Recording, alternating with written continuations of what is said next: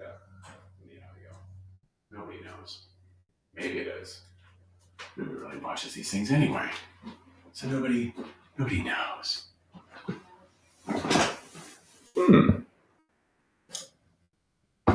Got some water. That's important. Okay, let me scoot that over. I don't want to try Gemini in Google Chrome. Ooh, I don't want to do it. What do I want to do it for? That's the question. That's a question I have for all of you. Why would I want to do that? Okay, so there are two beautiful people watching. Oh, and my mom is in Estes Park. I don't know where Estes Park is, but it's apparently beautiful this chilly morning, and that is nice. Do you want to see? Let's see. Can I? Oh, here. It's a nice picture that my mom. Okay, so I'm assuming this is in Colorado. See, it's a nice picture. Yeah, there we go. David, Sully just wandered onto my screen. How are you? How's it going? How is your day progressing thus far? That's what I want to know. This coffee is, as they say, cold. So it has been.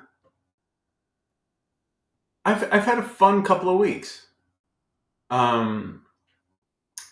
Much needed, quite frankly, but it's nice. That is nice. I've been peppering the socials with various bits of the Sully Guitars Bouncy House paint booth trademark, and it's fun. It is kind of funny though, because I've done enough in there thus far where you kind of run into some problems. And we have two Johns joined at the same time. Good morning to both of you.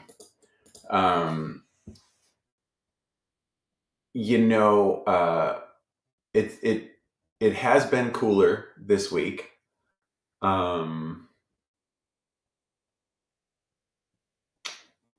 And that's good, but still a little too warm for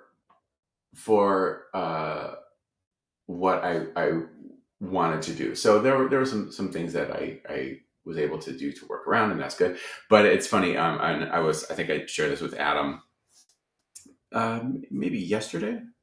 Yeah, probably yesterday. That I'm reminded of. You kind of just run into little things, because paint is rarely a perfect process. No matter how prepared you are and how much focus you have, some always kind of gets in the way. And so that happened later in the week. Nothing major at all, but like enough to be like, oh yeah, this isn't okay. So I'll still be using the Bouncy House paint booth, although it's really going to be a weather permitting thing. I've received a fair amount of questions like, "Oh, you're painting again," and I'm like, "Well, yeah," and that's cool. People are responding, and people remember the old videos and stuff, and that's awesome. Like on the 622s and stuff, I've always cleared those headstocks and logo them, and so I've been doing a fair. I've always kind of had a foot in from time to time. Definitely not as deep as I have been lately. The 622T that they did for Andy, that was a blast, because that went from raw wood to a completed guitar,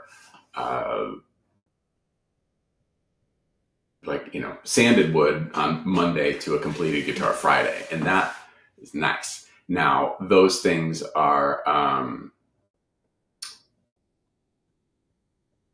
those particular types of finishes. It's satin. open pore, so like not like perfectly flat. We're not doing mirror gloss. I have no desire to get back into that stuff. But like this, what I've been doing has been fun, and that's nice. Oh, we have some questions. David, good show last night. Good. Hope to play my Trex next show on the 11th. Oh, your Trella next show on the 11th. What do I think the chances are? The 11th of October, I would say slim, because the customs they're it's going to be a while, and I don't mean that in like I don't have a production date for the for all of the individual customs that have come in yet. Does the Bouncy House have a beer holder like my Sally's Guitar Garage paint booth did? No, it did not, which is good. I mean, it's fine. It doesn't have one. Turns out I don't really need a beer holder these days anymore. Good morning to Mazda in Westwood. Is there an Eastwood? Probably. So, yeah, creativity. It has been it has been a creative, I'm going to say, month. Yeah, because so there's stuff that you've seen me paint, and there's stuff that you haven't, because that's super secret. I'm really excited about stuff that I'm really excited about. Very challenging, getting things out of here, this crazy place, onto what I want to do. And yeah, so I was gonna, I needed to I was entertaining redoing something, and the temperature this morning would be perfect for it, but if it was ready for me to spray, then I probably would have gone in early this morning, but it wasn't, so it's fine. Well, this is the kind of greeting that I like to see. Hello, how are you? How's everything with you going thus far today? That's the kind of, this is how we need to be greeting one, maybe not like in a workplace. But yeah, I'm here for it. One thing that I am, excited about this morning, and the guitar, I did it. The guitar in the background it relates to that. Specifically, this is the very first 71, and was an example of, when I was speaking before, of getting what's in here into, reality. And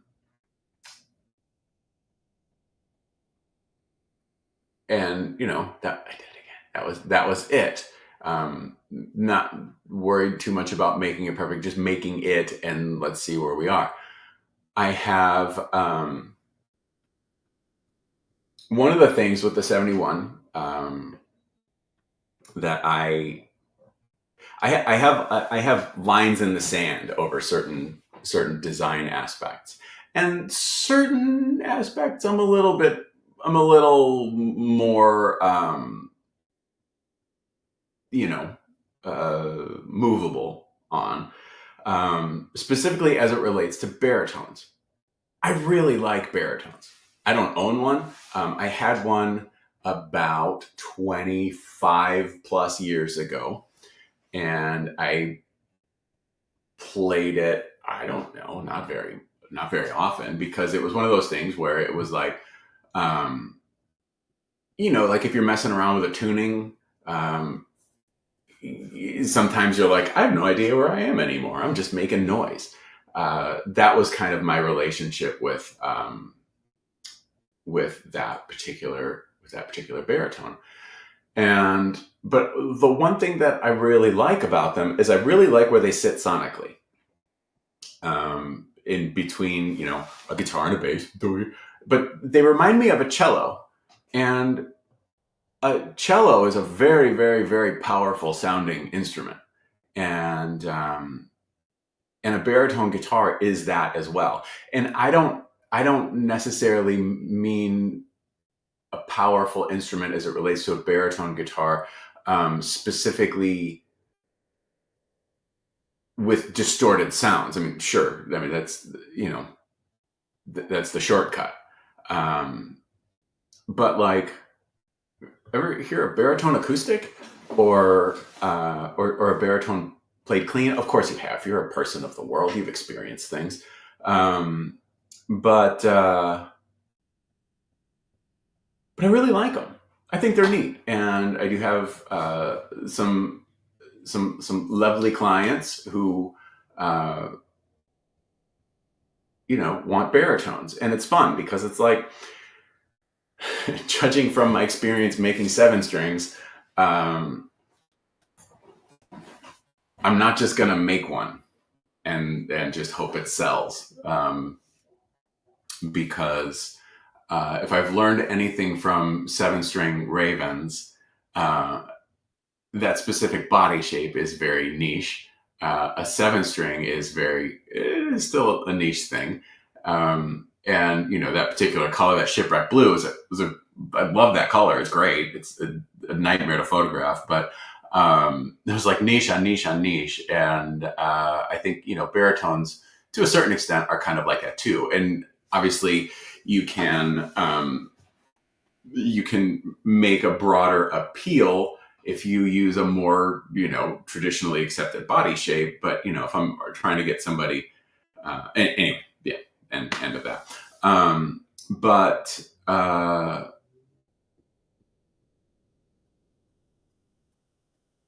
I have been asked, and this was like a comment that I missed in the Facebook group, about a 27 scale 71 Trello. And I'm like, well, yeah, I would do that. Of course, sure, absolutely. Provided the guitar can maintain its design, there's certainly tweaks that you have to, there may be tweaks that you have to make. When the baritones that I've made thus far, we usually make the body a little bit bigger. And by that, like, maybe like less than 1/4 of an inch larger. So, you just kind of like offset it. And checking in from work again. Howdy to Dallas, digging the spray paint videos. Yep, I'm a tagger now. I'm throwing it all away to become a street artist. I wouldn't like that though. So I'm gonna finish this and fuck off to go spray paint things on walls. What was I talking about? Oh yeah. So let's get one, shall we? Yes. I happen to have one right over here. Oh, that would have been bad if I would have dropped it. Okay, so 25, and so this particular 27 fret Trello, 27 scale that I'm being asked to build has a Floyd, convenient, and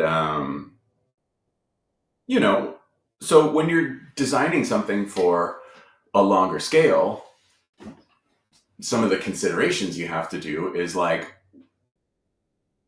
are you going to leave the bridge where it is? And so this is 25.5 scale. So if we're going to go from 25.5 to 27, math tells me that is 1.5 inches longer. So if I keep this bridge location where it is, and then I just go, take this and go, you're going to make what's already a pretty long guitar longer. This headstock is a little bit, it's a long headstock. Why don't you make it shorter? because I don't like the way it looks. Things have to look cool. And I know that looking cool is relative, but this thing looks cool. So I did just some preliminary kind of things with, all right, let's leave this where it is. And, let's kind of scoot it all out. And does it like change the perspective? Does it make this body look tiny and like this whole thing just like massive? And so far the answer is no. Interesting other wrinkle. And this was one of those lines in the sand thing that I had, is with this longer scale, I'm being asked to add a couple of frets. Ooh, that doesn't really seem like that big of a deal, except for it is. For a couple reasons. Number one, a 71 is a 22 fret guitar. Why? Because that's what I want it to be. So there's that. However, if like, and the same thing with the Stardust. Stardust was a 22 fret guitar. We have made 24s. Now, to do that, if you take going with the whole like, all right, let's leave this bridge where it is and we're just going to extend all this down. That's all fine and good until you've got, so this is 25.5 scale. Changing this to a 27, all of these are going to space out a little bit. So your neck pickup is going to have to shift down, which is fine. But so we're adding some fretboard length. Now doing that, we have to take this into consideration.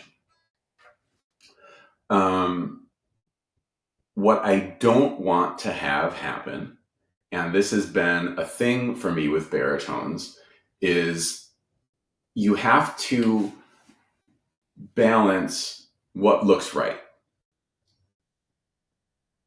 And this is all, me just kind of thinking as I'm going.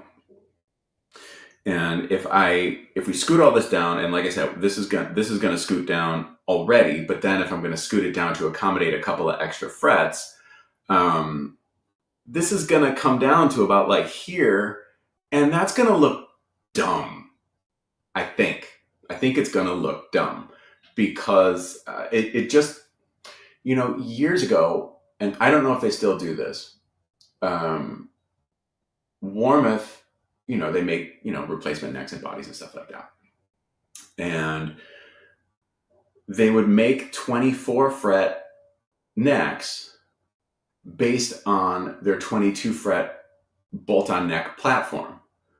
So you would wind up with, this just really long overhang. And depending on the body you put that on, that could look really stupid because like it's going to extend way into here. And like I forget the name of this company. I don't want to go that way. Like you ever see like imagine an acoustic shape,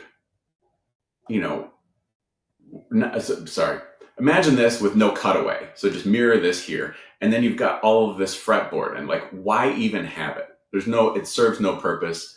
People already say, it's the dusty part of the fretboard. Nobody's making money up there and other jokes that we enjoy. But aesthetically, it just, there's no need for it to be there. And so like, that's what those, the Warmoth 24 fret extension on a 22 fret bolt-on neck shaft, like it would just extend too far into the body and it just doesn't look right. And maybe I'm, you're already like, dude, we know, we get it. So I'll just stop here. So my whole point of sharing that is, when we did, we made a couple of 24 fret Stardusts, and that required some design changes, specifically, this whole thing. in the extension, and I was able to tweak the cutaway in a manner that it really didn't look. It didn't look out of place. It didn't like I don't look at a 24 fret Stardust and go, oh yeah, you can see where I did tweak the cutaway on that. I can put the drawings on top of one another and compare them, but it looked right. So I want to do a little bit of that, because with this 27, I'm fine with keeping this bridge here, because this is going to take us to this whole other thing. Good morning, Assad. Everybody say good morning to Assad, because he's saying good morning to you. Oh. Love these morning discussions. Greg, sometimes I love them too. I mean, they are fun to do. What I really enjoy is when it becomes interactive. Craig, with the obvious here, this is good and sullied. This is a fun thing to do. This is a fun thing to do when if someone's like, I like nitro, but I don't like the sticky feel on the back of the neck. I got you, girl. Let's just scrape that away. And then it's like, that just looks fake. Okay. They're not for everybody, and that's fine. I'm not out trying to convert. Actually, I am trying to convert people, but whatever. That's fine. I've got plenty of other things for you. The Limba 624. Oh, yeah. I'm like, what are we talking about? Yes. Josh, this is better than Saturday morning cartoons and sugary cereal.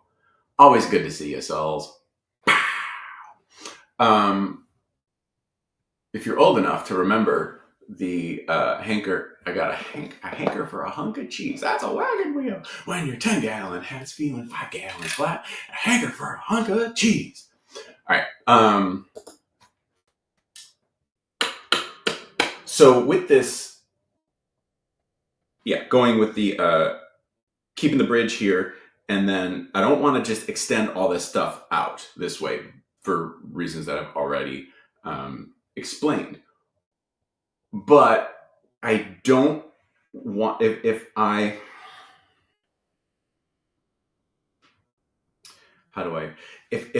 shift all of it down, so that the guitar isn't any larger or longer. That's an option too. I think I have to meet somewhere in the middle of those two things. So I'll probably shift it down a little bit. We'll then, probably tweak the cutaway a little bit.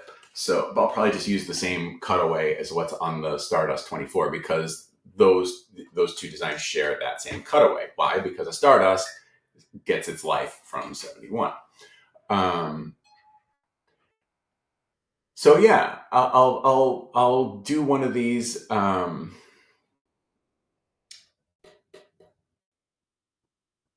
of like a midpoint, because now another thing that I think about is if we were to just shift all of this down, my plan is to not touch the controls.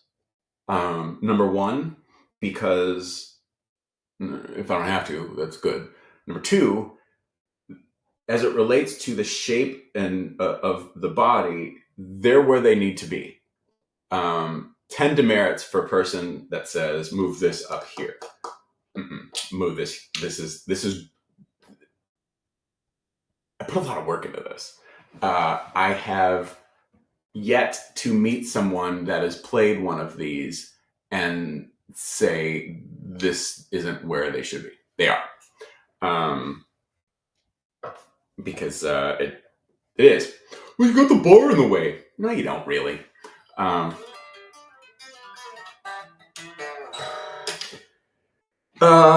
So if we were to shift all of this down, the bridge pickup's going to come down with, let's just say we were going to shift this down like 2 inches. So the guitar the design wouldn't get, the guitar itself wouldn't be any longer. that would change the relationship between of the location of knob and pickup, which I don't really want to do. One of the things that I do, how I kind of plan this a control layout, um, is a couple of different things that I'll take into consideration depending on the body shape and that sort of thing. A lot of times I will just go straight off the bottom edge of the bridge pickup out, because it's usually, and then you kind of take like half the distance between like the edge of the body and then like the edge of your pickup route, and then you kind of get it there, and that would kind of put it here, which as it relates to the the perimeter, this part would get a little thin with cavities. Anyway, so then what I did was I took a line here and the line where the posts are, and then I kind of split the difference, and that's where that is. I like to have these kind of spaced out, whatever. So if I'm scooting all of this down, it could kind of mess with how this all kind of reacts with one another, and I don't want that. The other thing too is this is a carved top, and so this is a 3D surface. And if I'm changing these layouts, I've got to do different recesses, and all of these recess depths are different because I've got to make this part a little bit deeper because the top is taller here than it is out here. This is a shallower recess. And sometimes I wonder once it gets out here if I even need it, but like it's fine to have it, so we'll just keep it. These two, it's a little bit different out here in depth, but like so it's a lot of trial and error, because you want to make sure that you've got the recess so this can sit flat. I don't want it super dished out like some do. And if you just have it flat, this may not be like perpendicular to the surface. So that's not the way that's not the right kind of thing. Flat on the back so it sticks up. Anyway, so you have to think about like how thick this top material is as it relates to the controls and stuff like that. And you don't want this to be too thin, because then that can have some other problems. You don't want to have it too thick because then you're going to have problems fitting the controls. Sometimes you do some recesses. It's this whole kind of balance of working with what you've got. And yeah, so that's that. I started my drawings this morning, and just with leaving this where it is and just kind of extending that out, it was promising because I thought it was going to look really out of place, and I am pleased that it doesn't. So I'm going to stop yammering for a second.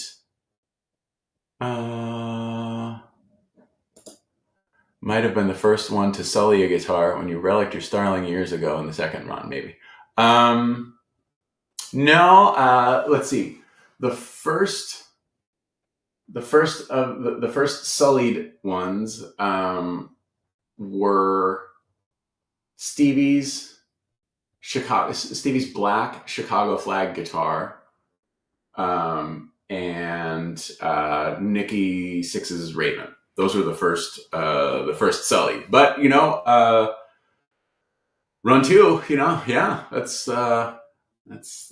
been a minute. So yes, you're definitely an early adopter. Yahoo! All right. Assad, I like the idea of splitting the middle. I like 24s for easier placement of the upper frets. I don't know what you mean there, but I don't like reaching for the lower register. Okay. The 22, 24 fret thing, I don't really think about it too much because like, we've all got our preferences, and just generally the guitars in my formative years were all like 22s. So that's kind of what I prefer. But then like I'll play at 24 and then I'm like, yeah, that's cool. But like some of the things that I don't care for with a 24 is, so you've got this space here between the end of the fretboard and where your bridge is. And depending on your pickup layout, they get real congested. So usually, like what I've seen when we do 24s is that this space here, it's much tighter, of course, because the fretboard extends out, and that gives you about an inch and a half or so, maybe a little bit more. But like if you've got like single hum, that to me that's really congested looking. But like no.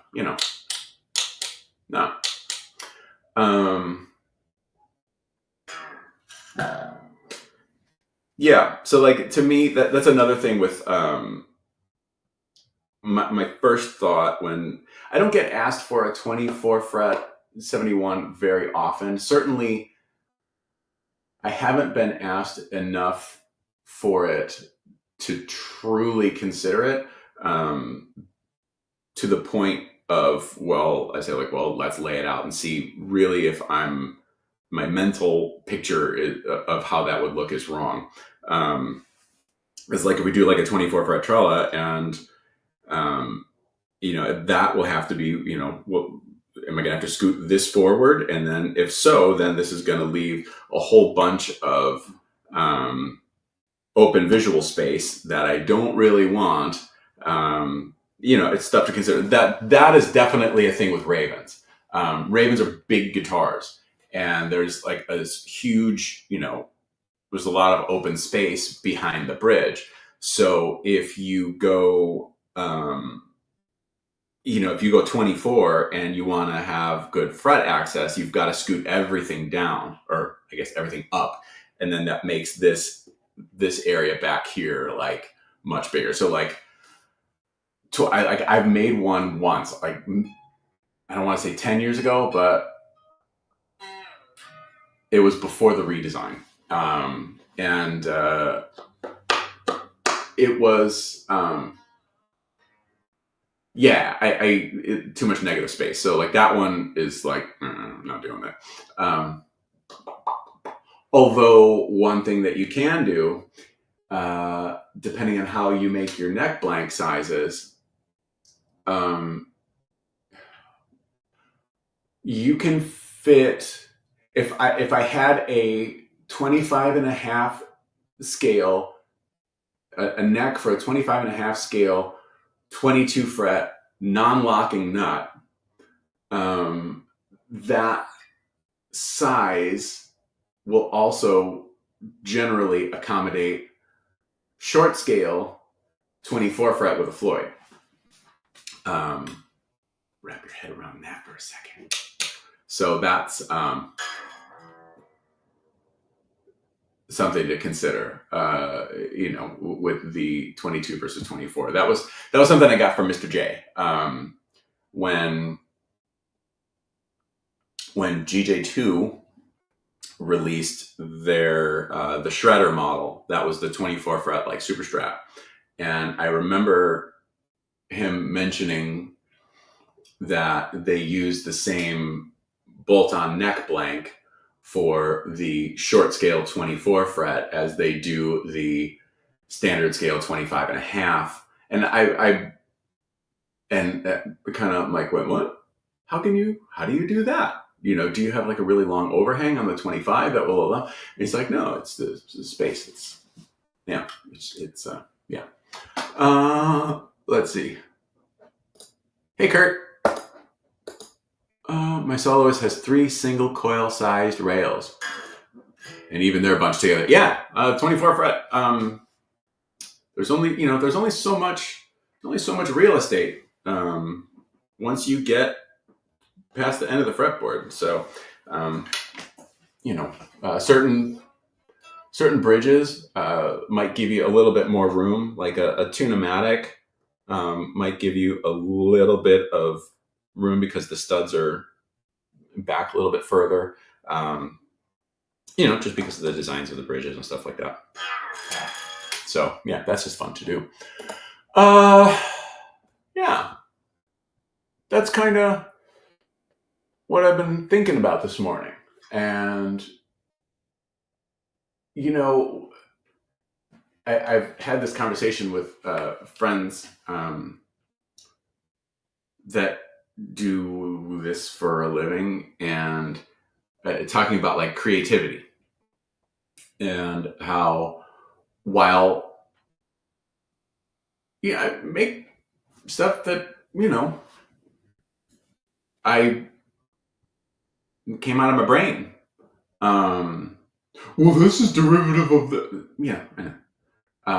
But so one would say, well, that's you have a very creative job, and yes, I would say that I do, but I don't make one-off stuff. I don't really want to. I like the models that that we have, but I don't always, like the recipe exists, and sure, you can change the colors and maybe you do a different wood and stuff like that, but you're still making the same kind of thing. And recently, there have been, I can think of quite a few moments in the last maybe 3 months that have really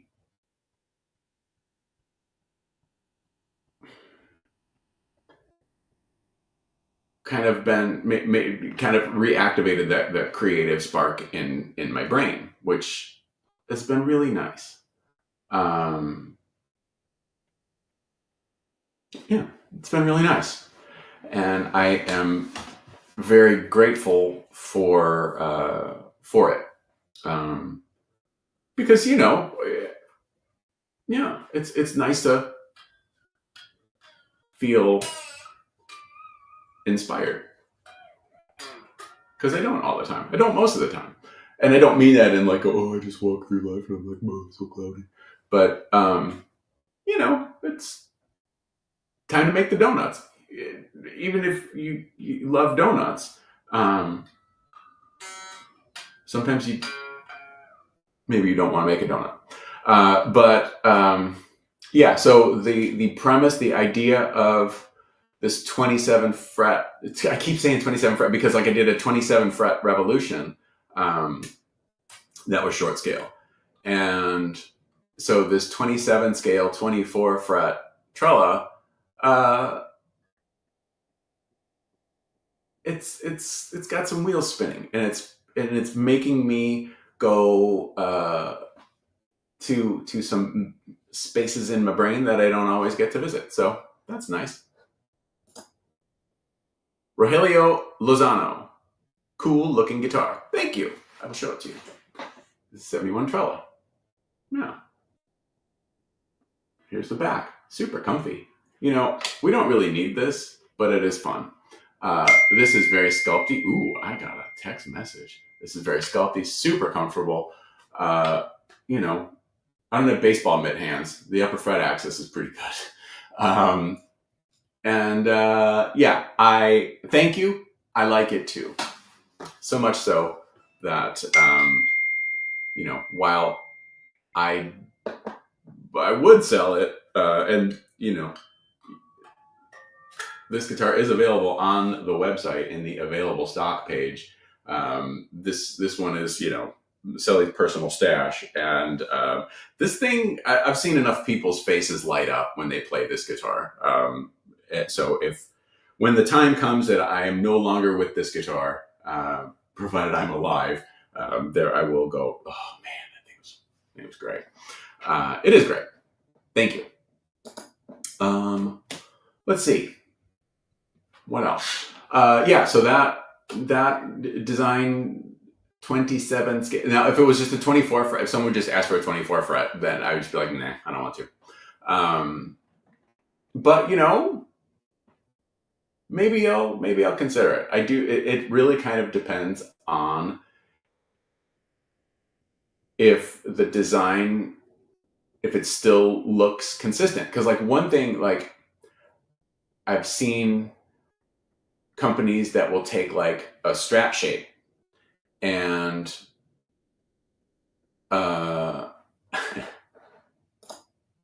it takes is money. People will take a strat shape, a traditional strat shape, and make it a 24 fret guitar. And to make that, to kind of mitigate that whole like fret access, they just like scoop this way out. And I don't think it particularly looks good. It looks like you had to do that to the shape to make it work, and you didn't kind of adjust the whole thing. That's one of the things, like with the 622, that, oh, all right.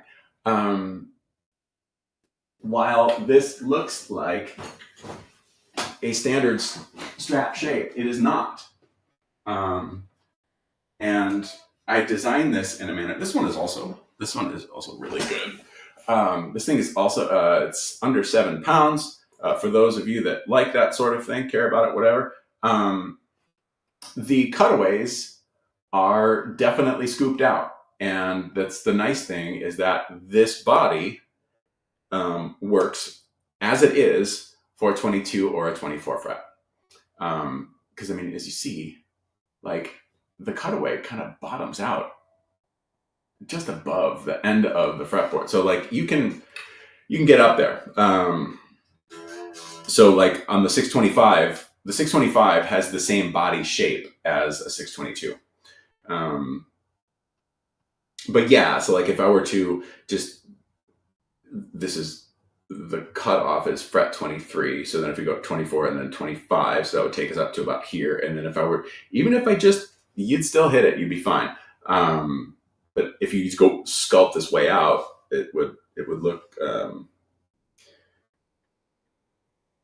not like I would want it to. That's the term. That's what I'm looking for. Yeah. So yeah, this is a fun little guitar. I like that that this is all cracked and stuff like that. And yeah, I remember this thing.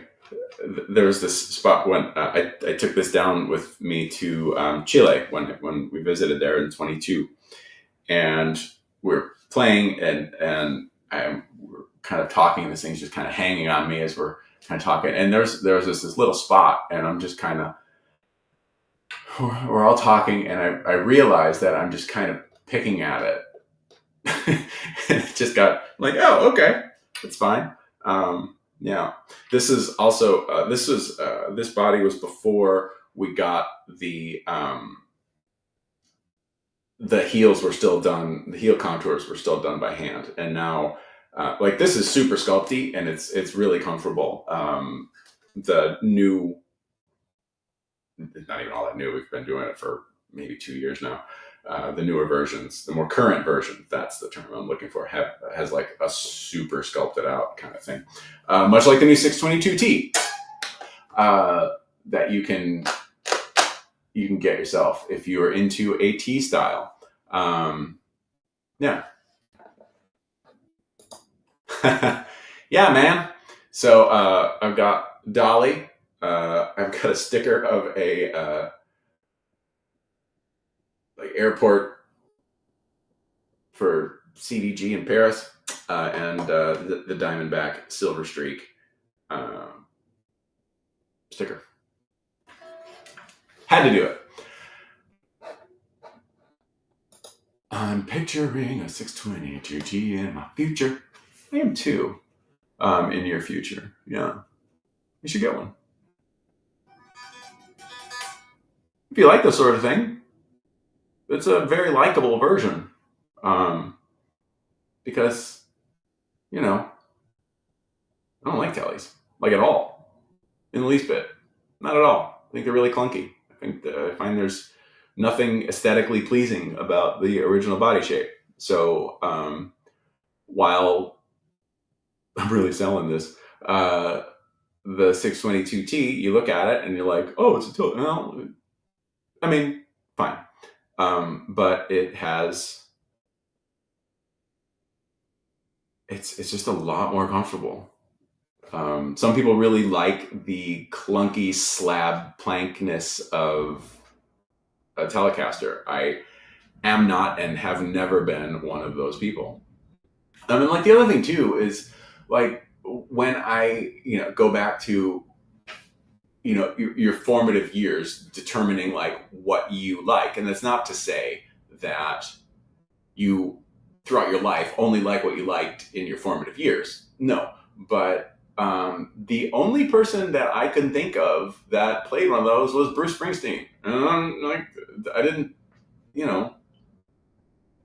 didn't really appeal to me. Wasn't a good-looking guitar in my opinion. Well, what do you know? You were 12. Yeah, it's fine. I knew what I liked. Didn't like that.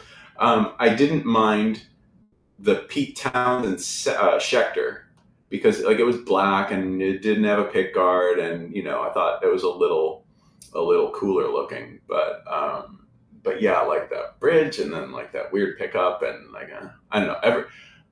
I know that I'm the asshole here, but yeah, they're definitely not for me. So when I had the idea was kind of kicking around my head of like, well, maybe we should do like I like the ones that Mick Mars had.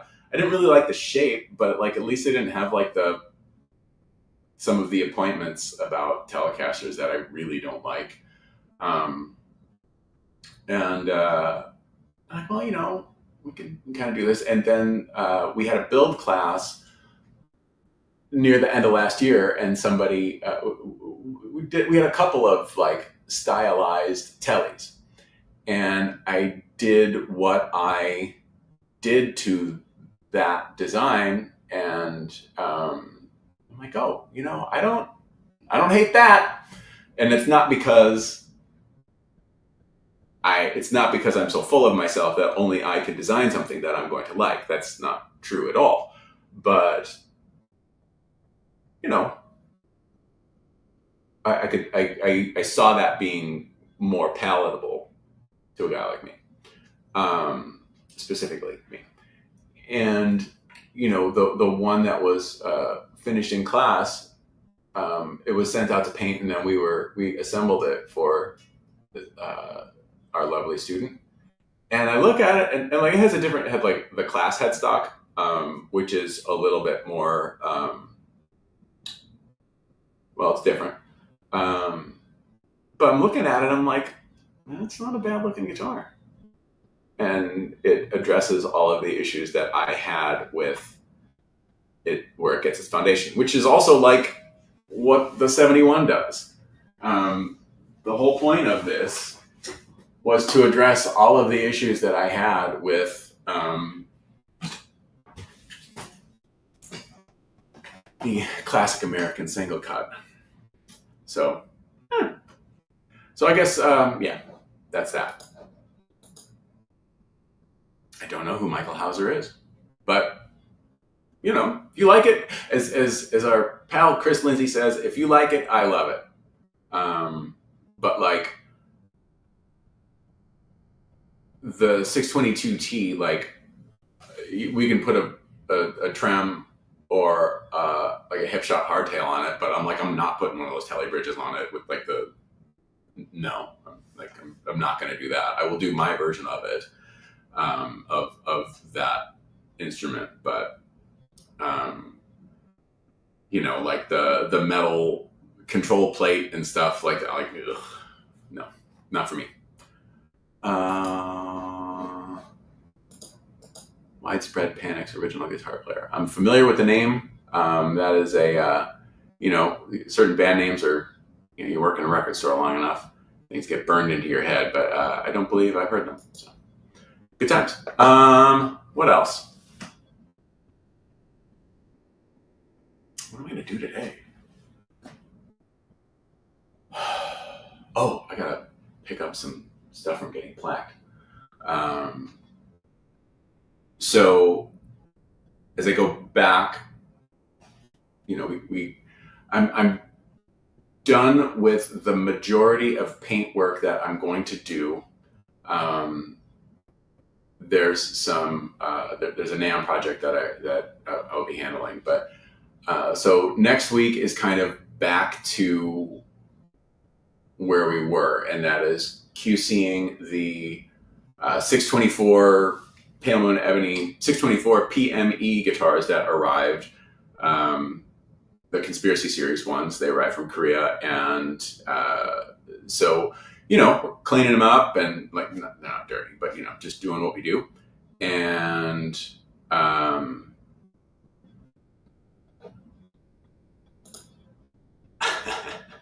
and we kind of the remaining guitars in that run, the Alita 24s, which are Guitar Bee Sparkle, and the 71 Trellas, those should be shipping to me by the end of next week, or the end of this coming week, or early the following, but they'll be here pretty quick.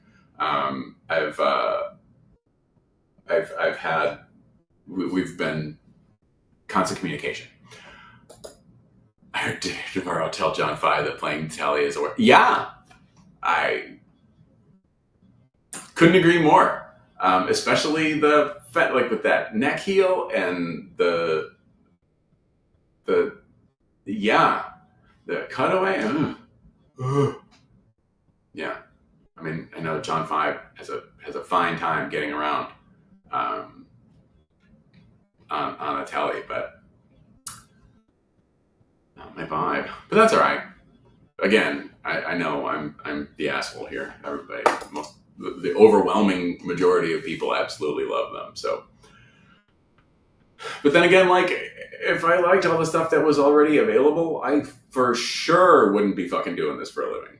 No. I would be, back working in an office, making consistent money, being miserable. But yeah, I sure as hell would not be doing this because, like, there's no reason for me to like if I liked all the stuff that was available. And when I say that I don't mean that to say that I don't like all the stuff that's out there. But creation comes from dissatisfaction on some level. Yeah. And speaking of creation, I went to the Boutique Guitar Showcase. It came through town on Tuesday, and that was really nice. I did what I always do. I find the most expensive acoustic guitar. In this case, I believe it was $24,000, and I played Every Rose Has Its Thorn on it. So that's what I like to do. And then it's also nice to kind of see work made by pals of mine. There was a cool guitar from Dean Gordon, of Dean Gordon Guitars. Omer Deutsch from OD Guitars. I think he had two. Had a couple of cool cowers, some fun alliteration. There was a Padalka, which those guitars are rad. He's super talented, and yeah, I like those. And also, like, going back to Dean Gordon Guitars, not Dean Guitars. But Dean has some really cool shapes. I think he does a great job of, like, he does the headless thing, but he also has, like, he's got some head full guitars, not headless. And there's, they've got like this really cool, like, bent aluminum bar on like the bottom, kind of like completing the silhouette. And I think it's really cool. It's nice to see people just trying to be creative and coming up with something that people resonate with. That is a rewarding thing. It's also very rewarding to receive money for your efforts. That might actually be the most rewarding part of it, but probably not. But trying to be a for-profit business. Acoustic builds are another level, but I never play acoustics. Yeah, I never play acoustics either, unless they're real expensive and I need to hear Every Rose Has Its Thorn. Yeah, that's just not a thing that I've been drawn to. What else? So yeah, the Boutique Guitar Showcase was fun. Kind of painting was good. I'll probably pick up my paint work once it gets like more consistently cool outside. So yeah, that would be, yeah. Thanks. I really appreciate that. That's very nice of you to say. It's a weird body shape to a lot of people, which, I get. I didn't have to put the fucking point there, but I guess I did. And I know, there was a point. There was one point in time when I was considering a less angular approach to that body shape. And then I'm like, you know what? The only reason that I'm considering it is because I'm trying to win a popularity contest. And I mean, I'd like to win popularity contests. But